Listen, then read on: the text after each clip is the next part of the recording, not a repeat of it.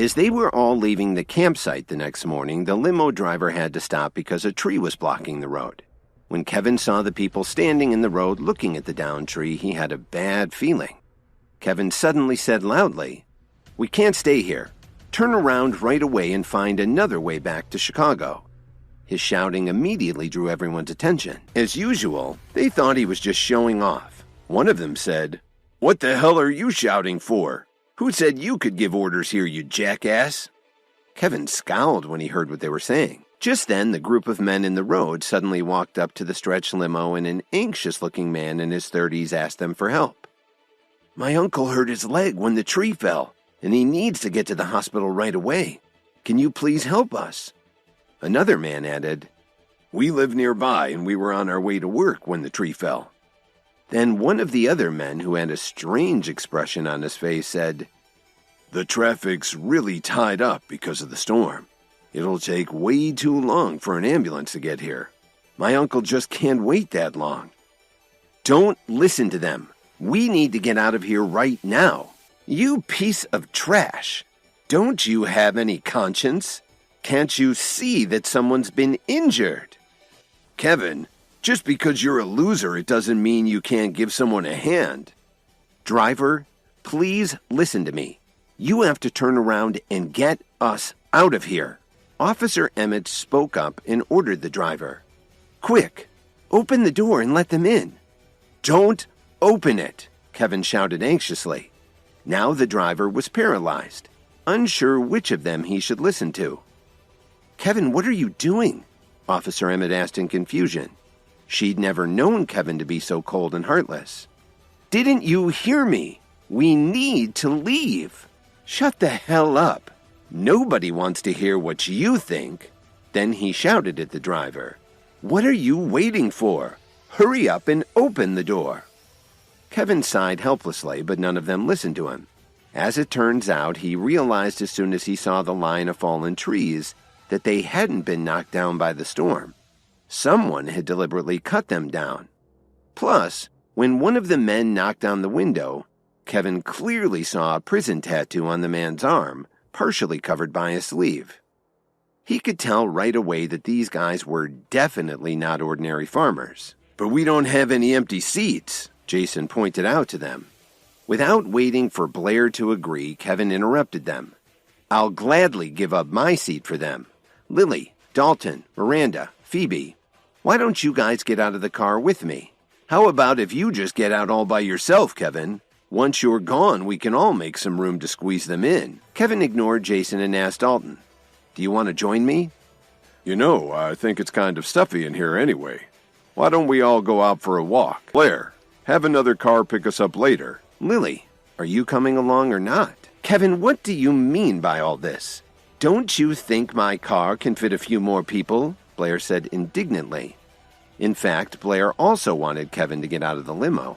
He still hadn't gotten over the embarrassment of yesterday's fiasco with the flood, but if Dalton got out of the car with Kevin, how would he look to everyone else?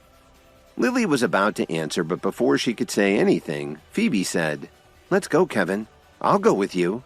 But when Lily heard Phoebe volunteer so enthusiastically, she felt very uneasy. "I'll get out too," Lily finally said. "If you need any help later, don't come crawling to me. Go on, get out of here. We're trying to help some people and you're just running away. Who needs you?" "Blair, I want another car here for us in an hour," Dalton said brusquely. "But Dalton, But before Blair could finish answering, Dalton got out of the car. By now, Dalton considered Kevin to be his brother. But how could he tolerate seeing these people mocking Kevin all the time? He held back, though, because his wife was there. Out of all the people who were taunting Kevin just now, Blair was the loudest. Dalton was tempted to make an example out of him. "I'm really ashamed that you're part of the Jones family, even though it's only by marriage. I can't believe you're not willing to help these men." But Kevin didn't care what they thought. He just turned a deaf ear. It still amazed him that they kept insulting him, even though he'd done so many things to help them. After Kevin and the others got out of the limo, Blair and Jason enthusiastically helped the men bring the injured man inside. Actually, Officer Emmett had wanted to leave with Kevin, but She figured that it was her duty to offer assistance to the injured man.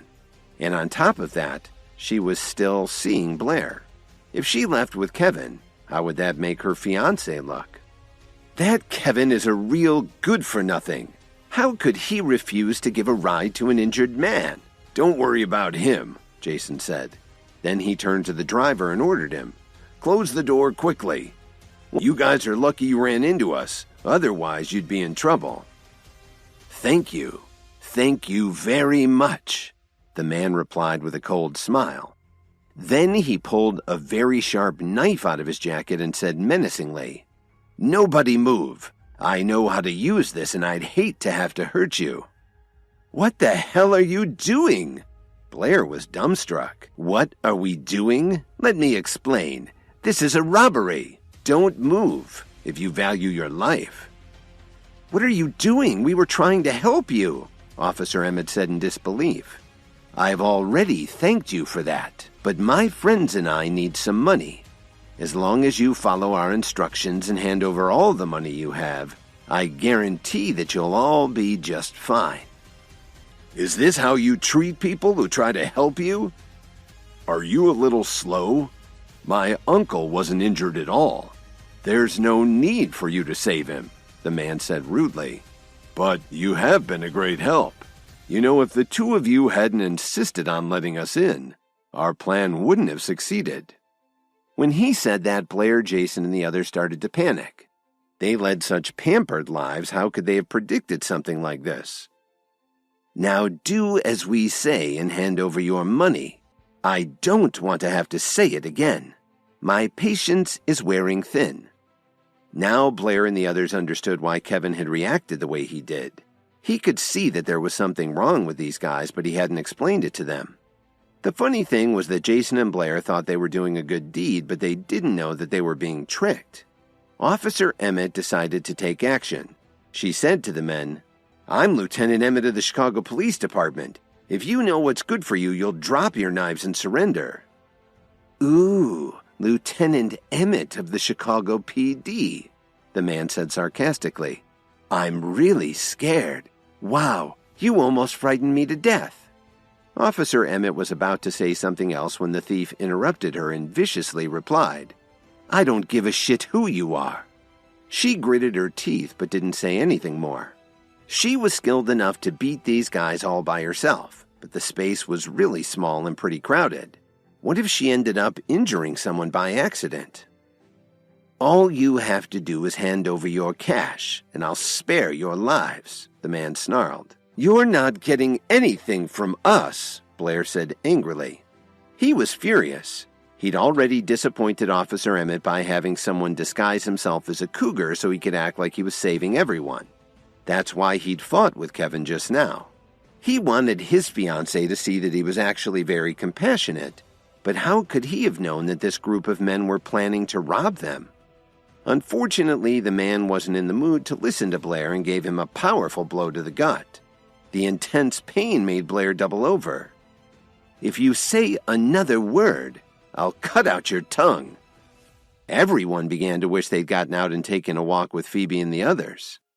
"Listen, if all you want is money, that's okay. But we don't do a lot of cash business. We don't have much on us right now," Jason tried to explain. "Are you kidding me?" one of the robbers said callously. Jason's face suddenly turned pale. "Don't do it," one of the men suddenly shouted. He hadn't said anything until now, but he looked like he was the leader of the gang. "I know you're all very wealthy. Otherwise, we wouldn't have deliberately waited here for you," the man went on.